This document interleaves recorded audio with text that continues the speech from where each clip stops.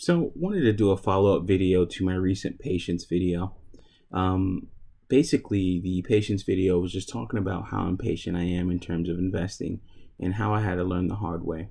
One of the more recent quote-unquote regrets or lessons, so I like to call them, because that's easier to swallow, is the recent rise in Cardano.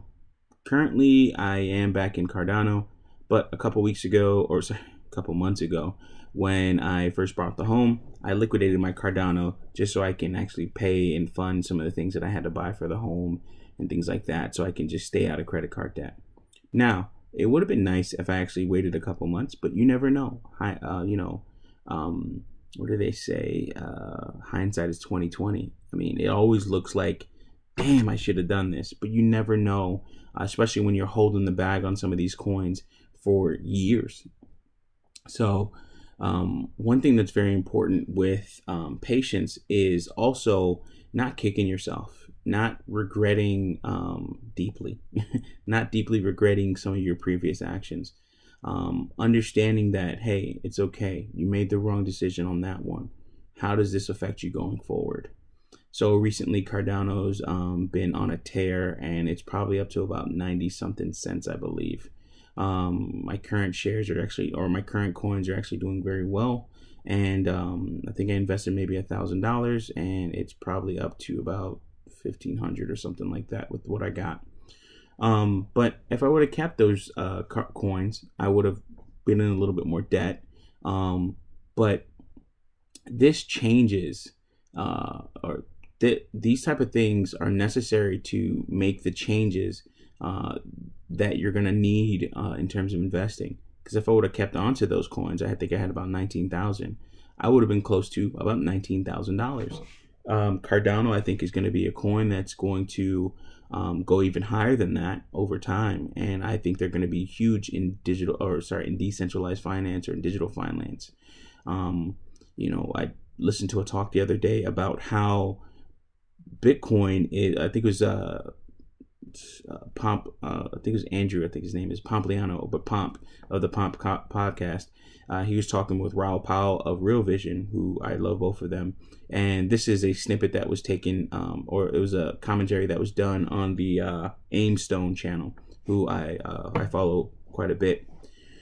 And definitely his predictions and things like that have been right for a good period of time. But Pomp talked about Bitcoin and how Bitcoin was it wasn't the digital gold, or it wasn't just the digital gold, but it is the gold of a digital asset class, a digital economy that we don't even know we don't even totally understand. Now, Pomp really gets out there, but what he's saying are things that are based on the fact that there are people out here that are actually looking at digital finance, decentralized finance, and looking at the cryptocurrency space as a whole new world. Even if you look at some of the things in the MGTOW sector, when they're talking about people in male and female and even male delusion, you're seeing it quite a bit where people have their own world, if they will.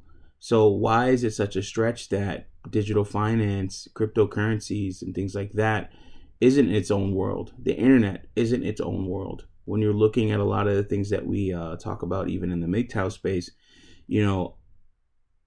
it's different online. People are different online.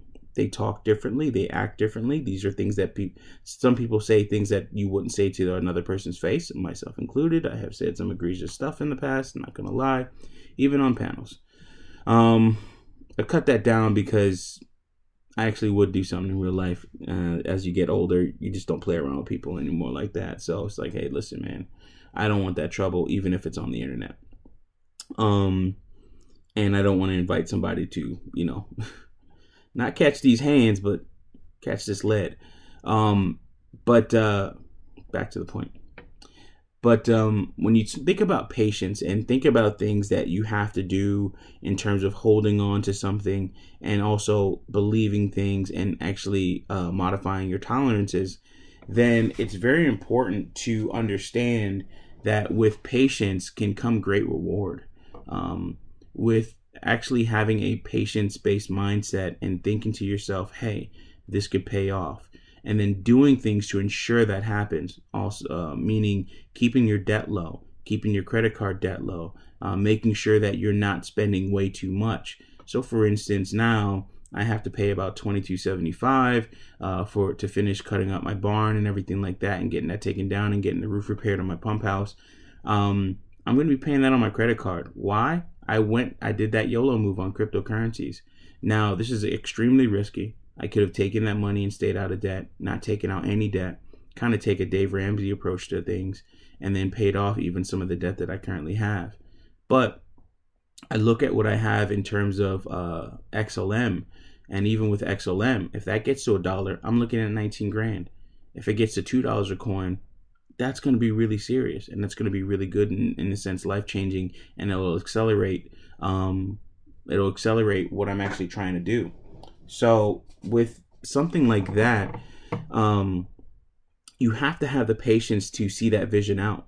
You also have to have the discipline along with that patience to ensure that you put yourself in the right position and keep yourself in the right position so that you can actually ensure that you see that vision through, or see things through to the goal line. With that being said, I'll end the video because I'm already tripping over my words, and I don't want this to be too long of a part 2. I do have some other thoughts in terms of patience and things that I actually had to learn.